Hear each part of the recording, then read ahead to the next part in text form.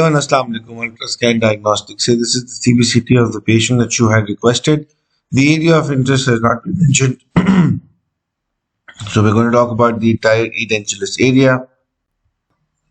So this is the panoramic view. You can see we've got quite a few broken down roads. We've got cavitated teeth.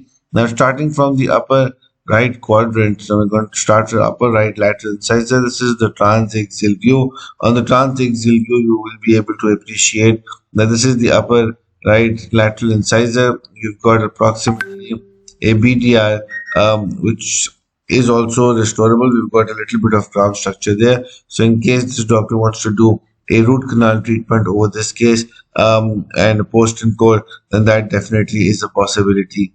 Moving to the upper right canine, again, we've got some tooth structure left. We've got a periapical radiolucency present here, which is causing bony dehiscence as well, perforation of the cortical plate. Here again, you've got a single canal, and if the doctor wants to do a root canal treatment, but however, we would suggest that this tooth does not have a very good prognosis. You've got 6.8 millimeters of ridge width with approximately 21 millimeters of height. So, extraction followed by grafting will have a better result for implant placement in the future. Moving to the upper right first premolar, this is a pure BTR, and the upper right first premolar, we've got a small BTR, we've got a narrow ridge present here, we've got approximately 6 millimeters of ridge width with a 16 millimeters of height, and there's also a depression on the buccal aspect, so we've got a very even shape of the ridge, but definitely implant worthy. The bone quality is D3 in the upper right quadrant. This is the second premolar, doing absolutely perfectly fine. This is the first molar region. Again, we've got a BDR present which needs to be extracted. Under the BDR, we've got a 10 millimeters of ridge width with approximately 6.8 millimeters of ridge height. So if a longer implant needs to be placed here, sinus lifting can be done. But if a shorter and a wider implant is placed, so it can be a sinus lift can also be avoided. These are BTRs of the 7. We've got approximately 10 millimeters of width with approximately 6.8 millimeters of height. So in the region of the 6 and the 7, once the BDRs have been removed, an implant placement can definitely be done with shorter implants or can be done with longer implants followed preceded by a sinus lift. This is the lower right lateral incisor, has two canals. If endodontic treatment is to be done, has a cavity as well. Moving to the lower right canine, very big cavity. As you can see, crown structure is absolutely gone. So we would highly recommend that this tooth needs to be extracted. The ridge width in this region,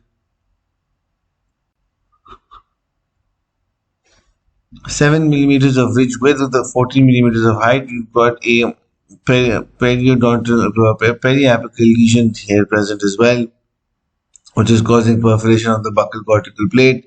The lower right first premolar is a complete BTR. So here also again, once the BTR is removed, so you've got 7 millimeters of width with approximately 14 millimeters of height. But the buccal plate, there's a very high chance of the buccal plate to fracture, so hence that's something the doctor needs to be mindful of when extracting the lower right BDR of the premolar. So this is the lower right second premolar. We've got 5 millimeters of ridge width with approximately 13 millimeters of height. Moving to the lower right first molar region, we've got a BDR present, very thin ridge, just 6.5 millimeters of width with approximately 12 millimeters of height. So again, a little bit of ridge augmentation all will be needed for implant placements here. The lower right 7 is also edentulous, so we've got approximately 8.19 millimeters of ridge width with approximately 11 millimeters of height. So a shorter implant can be placed here as well. Now moving to the upper left quadrant, this is the upper left first premolar region. We've got a BTR present in the first premolar. Here you can very clearly see we've got 6.9 millimeters of width with approximately 20 millimeters of height. Moving to the second premolar. So the second premolar is right here.